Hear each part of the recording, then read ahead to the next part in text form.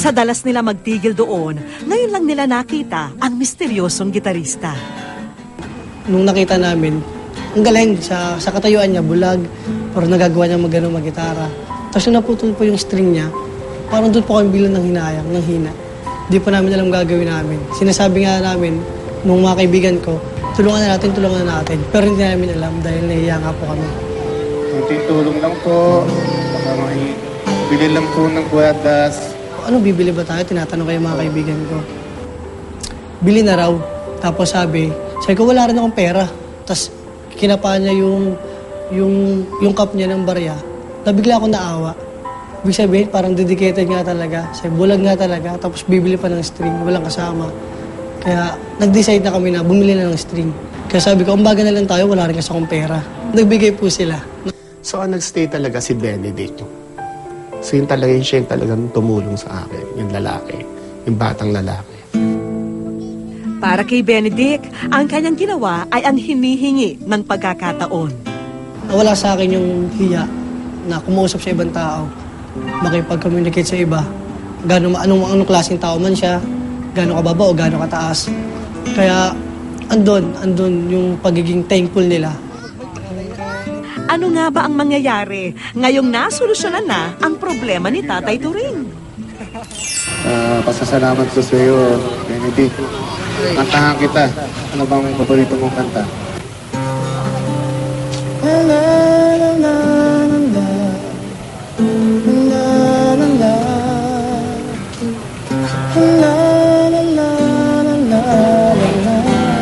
Dito ka ba sa harap ko, Benedict?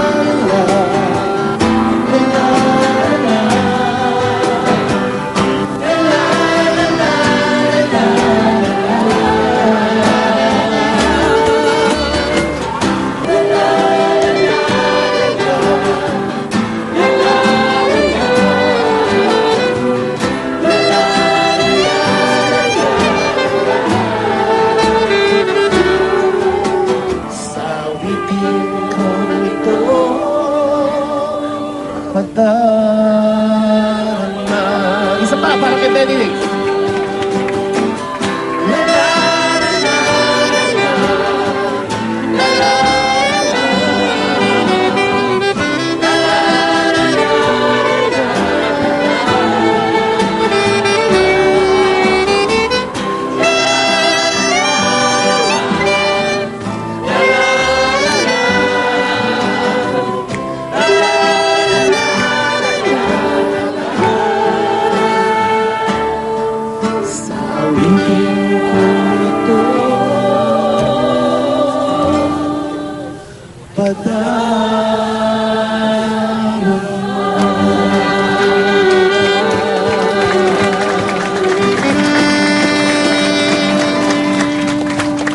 Benedict, salamat.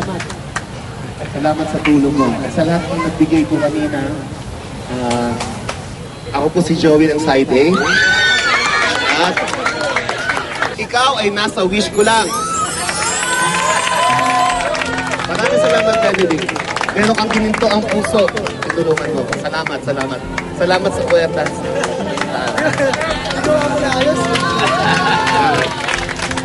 Ito, Benedict, hindi ko sa'yo ito.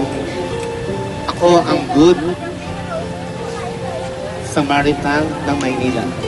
This is for you, Benedict. Bigay ng wish ko lang.